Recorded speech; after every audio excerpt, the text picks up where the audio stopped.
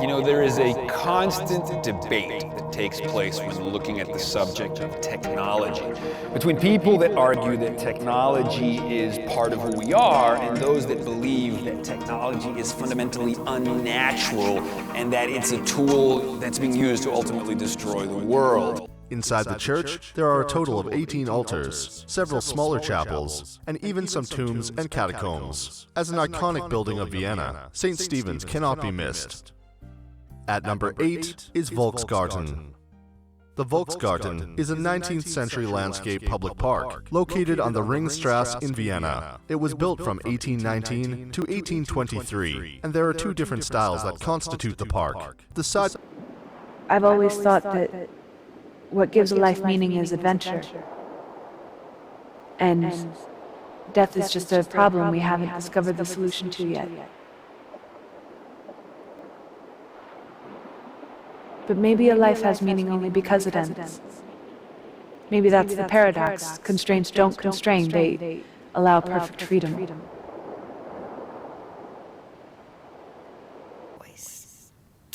It feels, for some initially, like it's just a free fall. It's just so threatening to the construct of your world as you know it.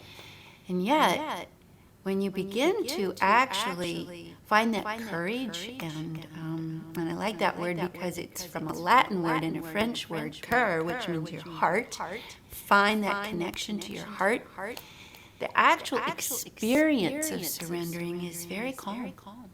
It's very healing, it's very uplifting, and it opens up this whole other world for you. This world where life supports you rather than you trying to manage it. This is privacy. Because no images are sent outside the user's home and no internet is required, Home Guardian is able to do its job without ever needing to consult an external server, without ever needing to risk your privacy. Yet, more rain falls on the surface area of Tucson in a year than all of Tucson and all its inhabitants consume of municipal water in a year. This stress hormone strengthens your heart. And the cool thing is that all of these physical benefits of oxytocin are enhanced by social contact and social support. Front of the motif. Traditionally, the artist would have painted in the studio, painted from memory. He might have made a few sketches out of doors, but he was interested more in kind of historical subjects or mythological subjects from the past which were dead and gone. They wanted something which was contemporary and happening and now. I've mentioned before that the way you perceive something makes or breaks you. Think about how powerful that statement is in this context. You can look at the negativity, the haters, as a reason to change your approach, throw the towel.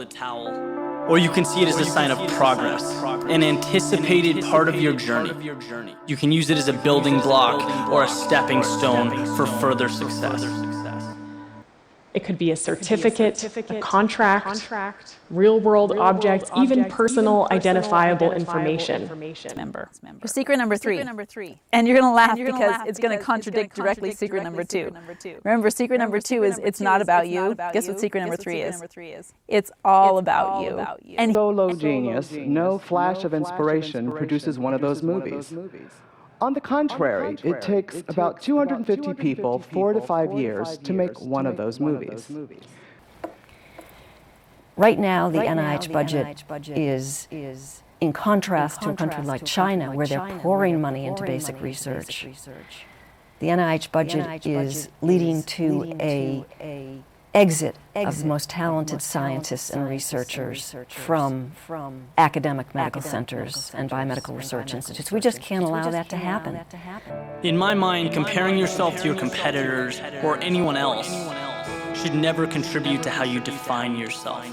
Have you ever avoided a book because of controversy around the content/author? I have actually been lucky to not have been interested in any book or author that has started controversy. So I've never had that kind of dilemma. Number 2 is Piazza del Campo. Piazza del Campo is the principal public space in the historic center of Siena and is regarded as one of Europe's greatest medieval squares. The shell-shaped space was built sometime before the 13th century and provided a site for merchants and market-goers to convene and sell their wares. Langhorne stated that he found it difficult to converse with Buckley. Buckley's language skills were still very basic at the time, but it's recorded in the first person, and Buckley tells a narrative recounting those 32 years. But this is the thing, what gets us to convert success into mastery? This was the gatekeeper, the receptionist, I was the salesperson. Pretty basic. All I had to do was convince him, hey, give me an appointment. I was terrified. New way of being. It's a way of quality, where your harmony allows you to cooperate, and you are a part of what this whole thing is about. New way of being, quality rather than appearances. Another new way of being, very important. Living your life on ethics rather than rules. Ethics rather than rules. So we're developing a cloud-based system and mobile applications that connect community health workers, clinicians, public health teams, everyone, and allows them to upload data, perform analysis, share insights, and coordinate a response and action plan in real time. The most important thing you can do with your time is make the most of it. Not waste it, pursuing the things that aren't even at the core of who you are. Happiness is the pinnacle, right? Can you be anything better than happy? Is there another level out there? Shouldn't that be the target, the end goal? People say it's not that black and white. It's not that simple. But it can be that simple. Now, it was the courage and verve of radical designers like Bucky and Maholi that drew me to design. I began my career as a news journalist and foreign correspondent. I wrote about politics, economics, and corporate affairs, and I could have chosen to specialize in any of those fields. It's reinforced in everyday ways that we talk and act and behave, down to the bordered maps that we hang up in our schoolrooms. The problem with this worldview is that it just doesn't correspond to the way the world actually works and the way it has worked in the past.